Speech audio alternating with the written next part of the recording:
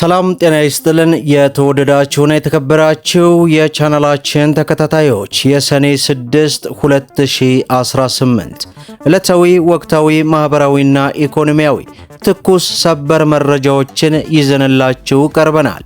በቅድሚያም ዋና ዋናዎቹን በማስቀደም እንጀምራለን።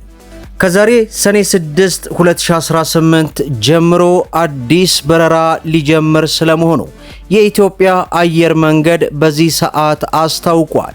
የትኛውን በረራ በተመለከተ ነው? ሙሉ ዝርዝር መረጃውን ይዘናል። በሌላው መረጃችን የቤት ክራይን በተመለከተ እጅግ በጣም አነጋጋሪ የሆነ መረጃ ወጥቷል። በዚህም መረጃ መሰረት ጥብቅ መመሪያ ለአከራዮች ተላልፏል። ምንድነው? በዝርዝር ይዘነዋል። በሌላ በኩል ከመንግስት ሰራተኞች ጋር በተያያዘ የመንግስት ሰራተኞች የደሞዝ ጭማሪን በተመለከተ አዲስ መረጃ ሰምተናል። ይህንና መሰል መረጃዎችን ወደ እናንተ እናደርሳለን። ቪዲዮን ላይክ፣ ቻናሉን ሰብስክራይብ እያደረጋችሁ እስከ መጨረሻው ድረስ ተከታተሉ። በቅድሚያም ከቤት ክራይ ጋር በተያያዘ አነጋጋሪ የሆነ ጥብቅ መመሪያ ወጥቷል። የአከራይና ተከራይ ግንኙነትን በቴክኖሎጂ ለማዘመንና በዘርፉ የሚታዩ አለመግባባቶችን በዘላቂነት ለመፍታት በተጀመረው የዲጂታል መዝገባ ሂደት እስካሁን ወደ 500 ሺህ የሚጠጉ ቤቶች ወደ ሲስተም መግባታቸውን የአዲስ አበባ ከተማ ቤቶች ልማትና አስተዳደር ቢሮ አስታወቀ። የቢሮው ኃላፊ እንደገለጹት የሐዲስ አሰራር በቤት ክራይ ዋጋ ላይ ያላግባብና ያለምንም ምክንያታዊ መነሻ ይደረግ የነበረውን ያልተገባ ጭማሪ ሙሉ በሙሉ የሚያስቀር ነው ተብሏል። ወደ ዲጂታል ቋቱ የገቡ እነዚህ የኪራይ ቤቶች በየትኛው ክፍለ ከተማ፣ ወረዳ አልፎ ተርፎም በየትኛው ብሎክ ላይ እንደሚገኙ ሙሉ መረጃቸው በግልጽ የሚታወቅ ደረጃ ደርሷልም ተብሏል። ይህም አከራዮች ቤታቸውን ስለማከራታቸው መረጃ የመደበቅ ዕድል እንዳይኖራቸው የሚያደርግ መሆኑንም ኃላፊዋ ጠቅሰዋል። በአዲሱ አሰራር መሰረት አከራዮች በራሳቸው ፍላጎትና ተነሳሽነት ብቻ የቤት ክራይ ዋጋ መጨመር እንደማይችሉም ተደንግጓል። መንግስት በየዓመቱ አንድ ጊዜ የከተማዋን ተጨባጭ ሁኔታ ያገናዘበ የገበያ ጥናት ካካሄደ በኋላ የገበያ እድገት መኖሩን ሲያረጋግጥ በየዓመቱ ሰኔ 30 ላይ በሚያወጣው ይፋዊ መግለጫ መሰረት የዋጋ ጭማሪው በፐርሰንት ወይንም በመቶኛ ይወሰናል ተብሏል። ኃላፊዋ ለአብነትም ሲያስረዱ አንድ ኪራይ ቤት 1000 ብር ቢሆን አከራዩ በራሱ ፍቃድ ዋጋ ማሳደግ አይችልም ብለዋል። በመንግስት ውሳኔ መሰረት የሚፈቀደው ጭማሪ 10 በመቶ ወይንም 100 ብር ብቻ ከሆነ ዋጋው ወደ 1000 ብር ማሳደግ እንደሚችል በዚያው ህጋዊ አሰራር መሰረት ብቻ እንደሆነ ተገልጿል። ከዚህ ውጭ የተጋነነ ዋጋ የሚጨበርበት ምንም አይነት አሰራር እንደማይኖር አስገንዝበው የአከራይና ተከራይ ውል ምዝገባ ከጀመረ በአሁኑ ወቅት የ2 ዓመት ገደማ መሙላቱን የጠቀሱት ኃላፊዋ ቀደም ሲል ምዝገባው የሚከናወነው ሁለቱም ወገኖች በአካል በመቅረብ እንደነበርም አስታውሰዋል።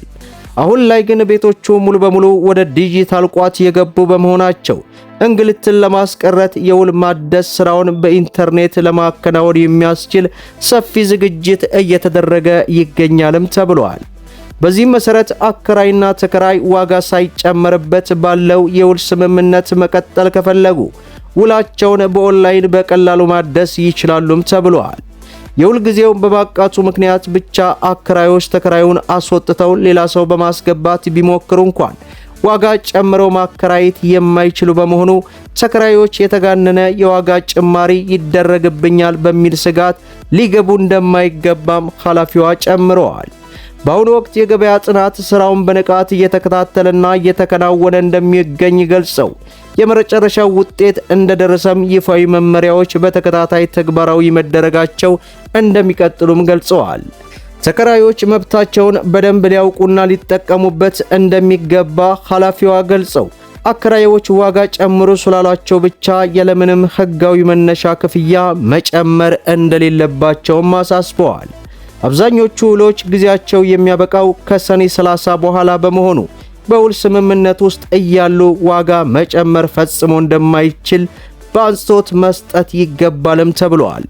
በአጠቃላይ በየ2 ዓመቱ የኪራይ ውልን በተገቢው መንገድ ማደስ ግዴታ ሲሆን አከራዮችም መብትና ግዴታቸውን ለይተው በማወቅ ህጋዊ አሰራር እንዲያከብሩ ጥሪ መቅረቡን በዚህ ሰዓት የወጣው መረጃ አስነብቦናል። በሌላው መረጃችን ከዛሬ ሰኔ 6 ጀምሮ የኢትዮጵያ አየር መንገድ አዲስ በረራ ጀመረ።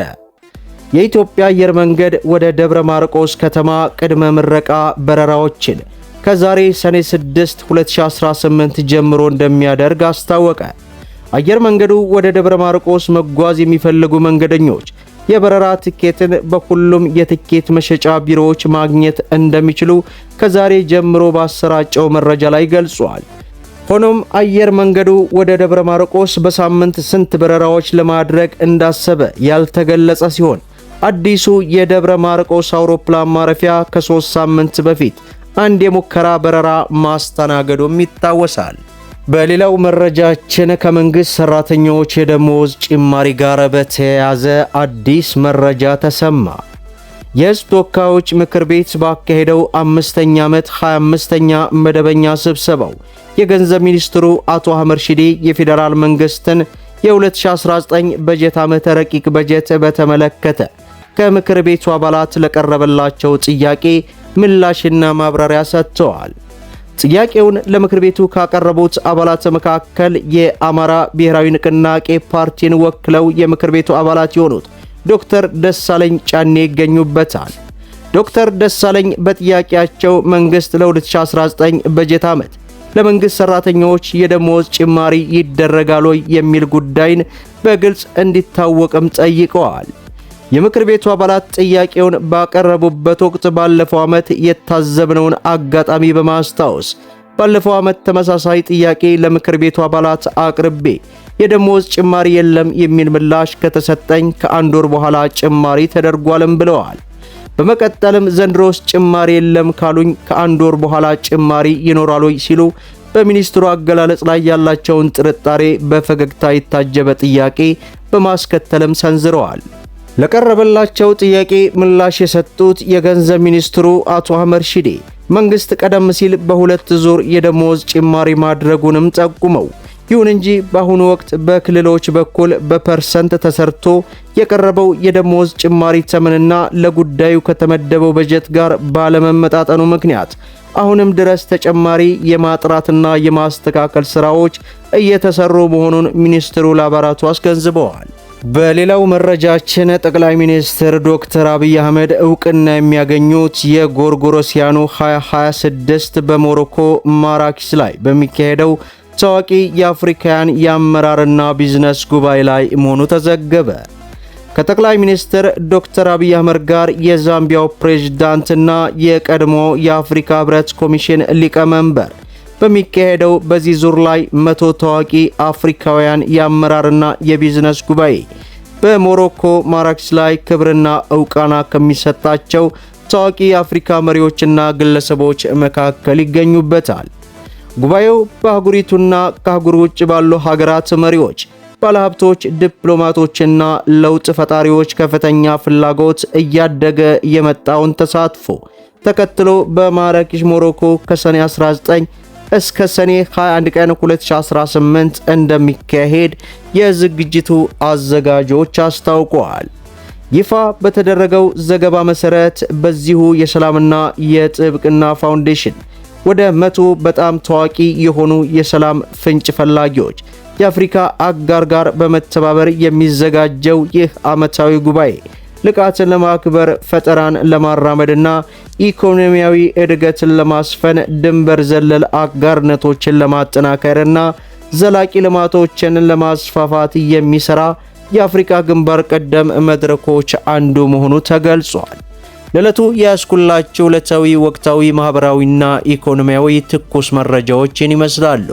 ቪዲዮውን ላይክ ሸር እያደረጋችሁ ለበርካታ እህት ወንድሞች እንዲደርስ አድርጉ። ለቻናላችን አዲስ ከሆናችሁ ሰብስክራይብ በማድረግ እንዲሁም በየዕለቱ የሚለቀቀው መረጃም ሊደርሳችሁ የኖቲፊኬሽን ማብራታችሁን እንዳትዘነጉ እያልኩኝ ለዛሬ ያስኩላችሁ መረጃን ይመስላል። እስከ ፍጻሜው ድረስ አብራችሁን ስለቆያችሁ ልባዊ ምስጋናችንን እየሰጠን በሌላ ቪዲዮ እስከምንገናኝ ወሰላሙ አለይኩም ወራህመቱላሂ ወበረካቱ እንላለን።